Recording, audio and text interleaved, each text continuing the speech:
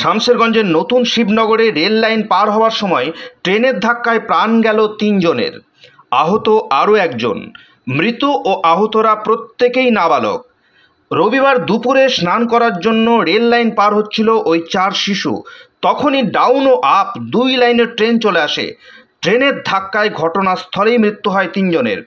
স্থানীয় শিবনগর এলাকায় রয়েছে রেলের আন্ডারপাস। দুদিন আগে বৃষ্টিতে আন্ডারপাসটি জল জমে থাকায় তা বন্ধ। বাধ্য হয়েই রেল লাইনের উপর দিয়ে যাতায়াত করছিলেন গ্রামবাসীরা। এদিন দুপুরে বেশ কয়েকজন শিশু রেল লাইন পার হচ্ছিল। সেই সময় দুদিকের লাইনে চলে আসে ট্রেন। কিছু বুঝে ওঠার আগেই ট্রেনের ধাক্কায় প্রাণ যায় 3 শিশুর। মৃত জিশান শেখ ও রিহাত সুতির বাসিন্দা এবং আরিয়ান শেখ নতুন শিবপুরের বাসিন্দা।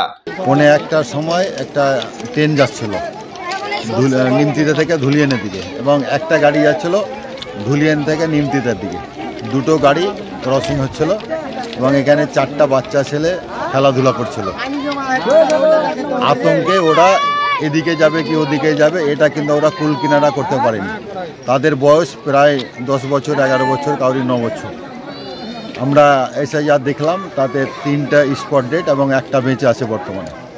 আসল সমস্যা হচ্ছে এখানকার যেটা আমাদের নিমতিদায় যাওয়ার যে সাজির মোড়ের যে যাওয়ার রাস্তা, যে ক্যালভেট, সেই ক্যালভেটে এখন প্রায় 6 ফুট থেকে 7 ফুট জল।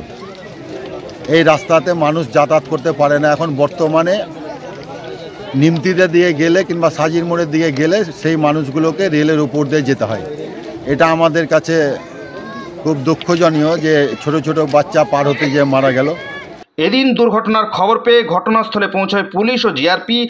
দেহ উদ্ধার করে ময়নাতদন্তের জন্য পাঠানো হয়।